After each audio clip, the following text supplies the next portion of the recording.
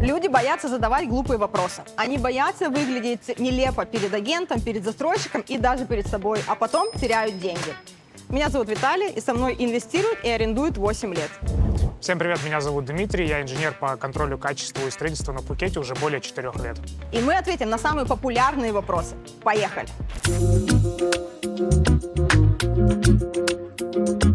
А правда, что в Таиланде строят хуже, чем в России и Европе?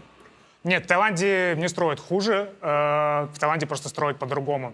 И это очень важно понимать. Когда люди говорят «хуже», они сравнивают с другими странами, с Европой или с СНГ. Но там нормы одни, здесь нормы другие. Где-то требования строже, где-то проще, где-то вообще нет каких-либо жестких стандартов. Поэтому то, что для кого-то выглядит как ошибка, здесь это может считаться именно нормой. Например, не идеально ровные стены или более какие-то простые решения. Но ключевой момент в другом. Разницу делает не тот, кто строит, а кто управляет процессом. Если есть сильный менеджмент и контроль качества, результат будет хороший. Если контроля нет, соответственно, у вас будут проблемы. Это такой самый главный аспект, на который стоит обращать внимание. Это именно та разница между нашим строительством и строительством здесь. Что чаще всего клиенты делают неправильно? Я бы выделила 4 основные ошибки. Первое, что они не разбираются в формах собственности, то есть они приходят с запросом либо уже выбранным объектом, но так и не поняли свою цель. Поэтому главное — это оценить бюджет, оценить цель, для чего вы покупаете. Второе, я бы выделила как большую ошибку, они слушают не тех. Они слушают, например, своего соседа, который когда-то приезжал, или я был в январе, поэтому я лучше знаю. Они слушают своих родственников, которые там тоже один раз были на Пхукете, но не слушают агента. Поэтому, мне кажется, это очень грубая ошибка, и нужно все-таки доверять свои активы людям, которые здесь работают и анализируют рынок. Третье, что они не оценивают климат здесь. Ты сам знаешь, что тут строительство отличается от СНГ и Европы, то есть это нужна вентиляция, дренаж, и главное — это обслуживание комплекса. И четвертое, они долго думают, потому что, например, если эта квартира актуальна сейчас, на нее есть какая-то спеццена, то надо принимать решение в моменте. А если они думают месяц-два, то все, это уже полностью надо снова заниматься подбором. Мы зашли в квартиру, и вообще на что обращать внимание, вот, чтобы правильно выбрать квартиру? Как бы банально это ни звучало, первое — это локация. Да? То есть многие хотят бичфронт, но на практике оптимально 500-1000 метров от моря. Почему? Да? Во-первых, морская среда очень агрессивная. Соль, влага — все это ускоряет износ фасада, окон, креплений. Во-вторых, первая линия — это не всегда про приватность все-таки. Шум, поток людей. И в-третьих, я бы сказал, что фактор рисков редкий, но он есть. Все-таки не стоит забывать про природные катаклизмы, которых мы надеемся никогда не будет, но все-таки они могут происходить, и безопасность превыше всего. Второе — это инженерия. Ремонт любой можно переделать всегда, но инженерные системы почти нет. Это скрытые работы. И обязательно нужно посмотреть, как устроен кондиционер, дренаж, уклоны в ванной на балконе, чтобы, например, когда вы уезжаете, вода не стояла там у вас на балконе, не попадала на стены. Третий и самый главный, по моему мнению, момент — это окна и фасад. Это первая линия защиты ваших апартаментов. И дешевые системы окон почти всегда означают будущие протечки.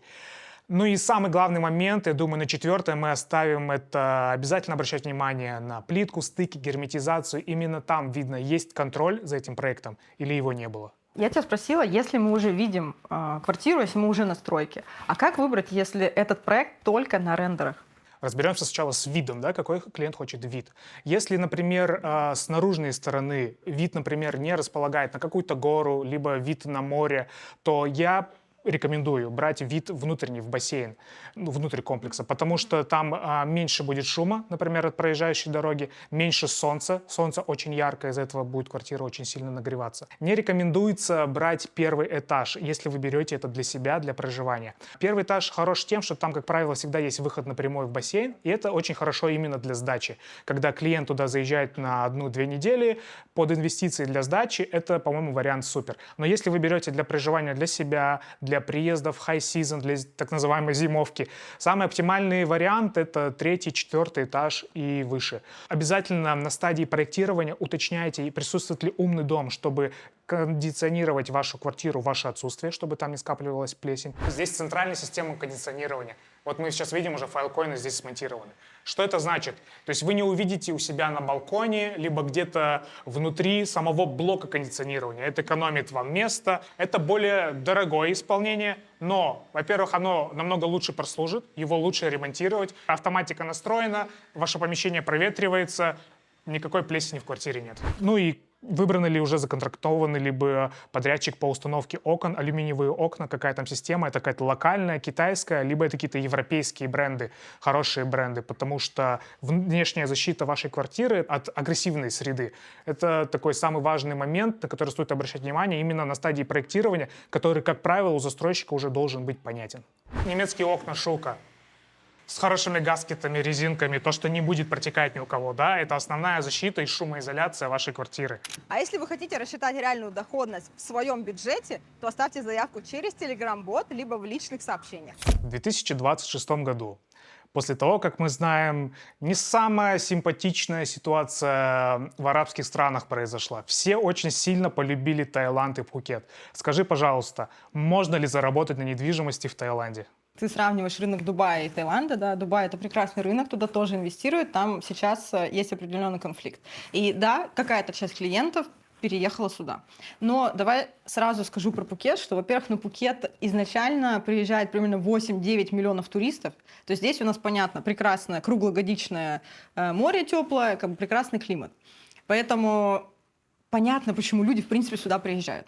Здесь ты можешь заработать на аренде от 7 до 10%. Потом, допустим, до вычета налогов, потому что они тоже, здесь их надо оплачивать. Управляющую компанию ты можешь чистыми получить там от 5 до 7%. Конечно, здесь очень интересный рынок. Если ты говоришь про заработок в чистом виде, то это перепродажа. Ты, допустим, купил проект на этапе строительства, потом перепродаешь, и там уже заработок может быть от 60 тысяч долларов. По-моему, вполне так неплохо. Как проверить застройщика перед покупкой? Большая ошибка смотреть только на маркетинг в отрыве от стройки. Смотреть нужно на то, именно как устроена еще и сама стройка. Первое — это опыт команды. Работали ли они до этого в Таиланде? Понимают ли они местную специфику? Потому что работать здесь и работать в СНГ — это две абсолютно разные системы. Второе — есть ли у них собственная команда, in-house команда, инженеры, супервайзеры, контроль качества. Если этого нет, это определенный сигнал риска. Потому что подрядчик просто строит по контракту, он сделал, получил деньги и ушел. Он не несет ответственности за конечный результат. За конечное качество, за продукт, который вам продает, отвечает именно девелопер. И третий момент — это открытость девелопера. Насколько они готовы показать вам процессы, объяснить решения, говорить в целом о строительстве. Чем больше прозрачности, тем меньше им есть что скрывать. Идеально это приехать на стройку, либо отправить своего представителя, агента, который все это понимает и знает здесь на месте, и проверит все вот эти моменты. Это то, на что действительно каждому клиенту нужно обращать внимание.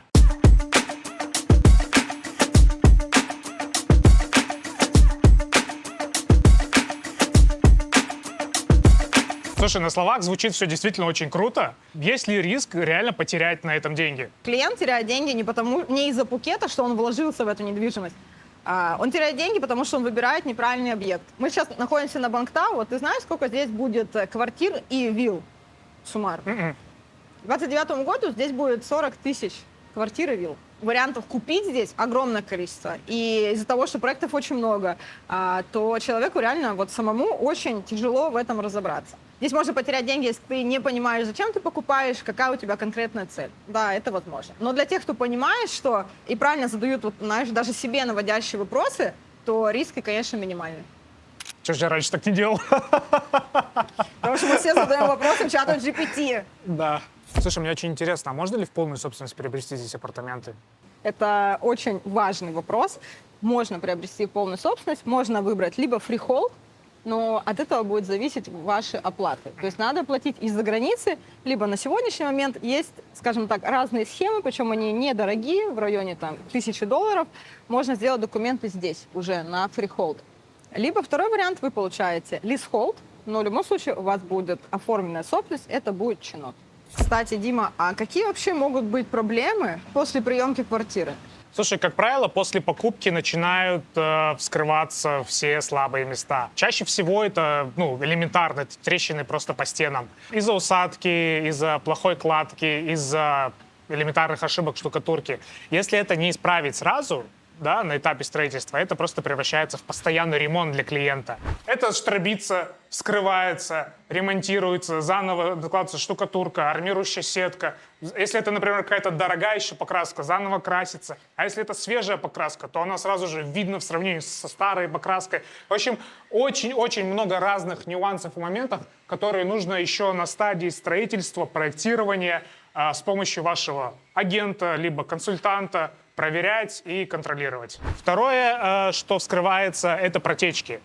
Более 6 месяцев в году в Таиланде идут дожди. Окна, балконы, особенно в сезоны дождей, это всегда почти вопрос качества монтажа и материала. Ну и третье, это плитка и влажные зоны, ванные комнаты, балконы, неправильные уклоны, плохая гидроизоляция, и вода сразу же начинает уходить в стены, в соседние помещения. Дальше, на что обращать нужно внимание, это инженерия. Кондиционеры, дренаж, шумный дом часто требуют еще до настройки, после того, как клиент принимает квартиру, уже после сдачи. Ну и эксплуатация. Если нет хорошей управляющей команды, здание начинает очень сильно быстро деградировать, особенно здесь, в Таиланде, высокая влажность и так далее. А если мы смогли ответить на ваши вопросы, то ставьте лайк и подписывайтесь на наш канал. Слышала ли ты такое мнение, что Пхукет — это уже давно большой пузырь, который вот-вот скоро лопнет? Стоит ли сейчас вкладываться именно в Пхукет? Да, есть такое мнение, что это пузырь, но вот если мы говорим даже ситуацию с 28 февраля 2026 года, то все настолько непредсказуемо, поэтому мне не кажется, что это пузырь. Здесь есть устойчивый спрос. Люди понимают, почему они сюда приезжают. Это именно отдыхать. И Пхукет очень сильно заточен под туристический бизнес. Поэтому здесь есть постоянный спрос. Больше, чем может вместить этот остров, здесь проектов появляться не будет. Поэтому каким бы этот пузырем многие люди, да, не называли, больше проектов здесь не станет, больше предложения не станет. А спрос будет в течение времени всегда как бы продолжаться. Он будет когда-то больше, когда-то он будет меньше. Соответственно, и поддержание цен, аренды, заработка на этом, в принципе, он не прекратится. Да, ну и плюс, смотри, вопрос, заходить ли сейчас, либо нет. Я думаю, да, чем раньше вы зайдете, тем будет больше перспектив. А главное, что даже вот я здесь уже 8 лет, и когда-то виллы покупали за 15 миллионов, это были хорошие виллы, 3-4 спальни. Где-то с 2022 года минимальный вход почти на те же самые проекты, то есть это виллы 3-4 спальни, уже от 30 миллионов. Также и квартиры. Здесь все равно все дорожает, поэтому если вы хотите, конечно, купить выгодно, то надо в моменте все это делать, оценивать, анализировать рынки, выбирать проект под свою стратегию и дальше уже заходить в сделку. Ребят, спасибо всем за внимание. Если у вас остались какие-либо вопросы по строительству, по контролю качества на Пхукете, подписывайтесь на мои сети, пишите мне в личку, с удовольствием вам отвечу. Если вы хотите приобрести недвижимость на Пхукете, то мои контакты под этим видео.